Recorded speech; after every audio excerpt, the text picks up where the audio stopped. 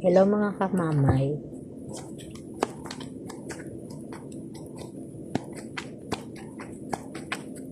Magandang araw po, magandang gabi po no sa ilan.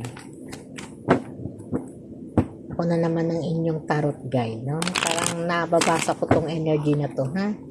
Yung mga energy na parang sa ngayon ay nagkakaroon ng ng mga agam-agam, no? Mga tanong, no? Sa araw bang to, no? Pag di kayo nagkakausap o nagchat-chat, no, iniisip ka ba niya? Ikaw ba to? Yung laging nakaabang sa text, sa message, no? At sa mga connection na meron sana kayo. No? Pag hindi ka nakakatanggap ng tawag, no, message sa Messenger o sa platform ng online, parang ka na, no, parang nag-overthinking, parang nalulungkot, no, ito po'y para sa iyo, ha. Sa araw bang to o sa oras na to, no, pag di kami nag-uusap o nagchat, iniisip niya ba ako? Sorry po. Iniisip ka ba ng person mo pagka hindi kayo nagchat? Okay, no? Malalaman natin, ha. Ito na po. Salamat po. Wow, swerte ha. Parang iniisip ka nito, no, ng person mo. Kapag hindi kanya chinachat, hindi kayo nag-uusap, no, sabi nga po dito, no, may mga sitwasyon dito, no, na pabalik-balik ka sa isip niya, nag-aalala siya, no, talagang andoon, baka may isipin ka ng iba, no, kaya sa sitwasyon na to, talagang andoon po ha, yung kasiguraduhan, no, na lagi kang iniisip nito. Syempre dapat kang magsaya ha, kasi may 3 of Cups po, no, na nagpapakita na ito po ay talagang celebration, no, na parang ipinaparamdam dito sa ngayon, no, ay kailangan mong magsaya, no. Pero sabi nga dito, no, kailangan siguraduhin mo lang ha, na kayo talaga ay may relasyon ha, kasi baka mamaya na-assume lang ha, masyadong assuming. Kaya kailangan sigurado, no, na kayo.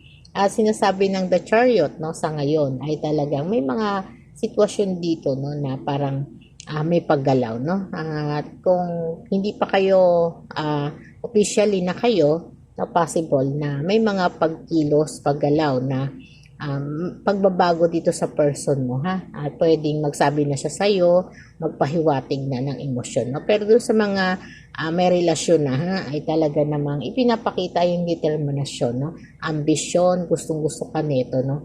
Talaga pag hindi kayo nag-uusap, nagchat-chat o nagme-message, no, ay talagang inisip nito ay nasa'yo, no. Andun yung pag-aalala, no, pag-aalala, hindi nakakatulog, no, at stress, no. Nakita mo naman nag-aalala siya, baka isipin mo, no, na may iba siyang ka-chat, o isipin mo na niloloko ka lang niya, nagsisinungaling lang siya sa iyo, no. Yun din yung pumapasok sa isip niya, kaya hindi siya nakakatulog, no. At ayaw niya po ng conflict, ayaw niya ng problema pagdating sa inyo, ha, sa relasyon na to. Doon sa walang karelasyon ay talagang ayaw din yung magkaroon ng problema. Kayo na lang po yung maglalagay sa inyong emosyon, ha, sa inyong mga sitwasyon.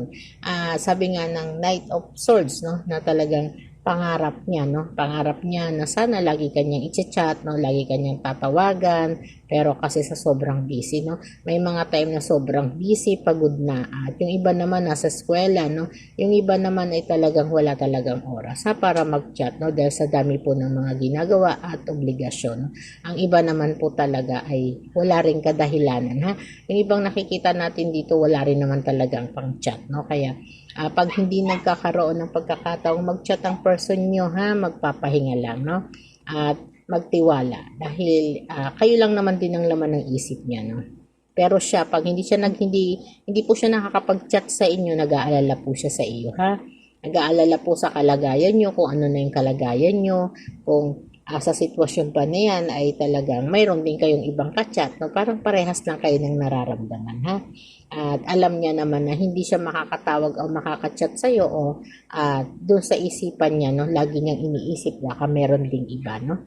At sinasabi rin po dito, no, sa ngayon ay kailangan niya pong labanan, no, yung mga sitwasyon ng insecurities niya, no.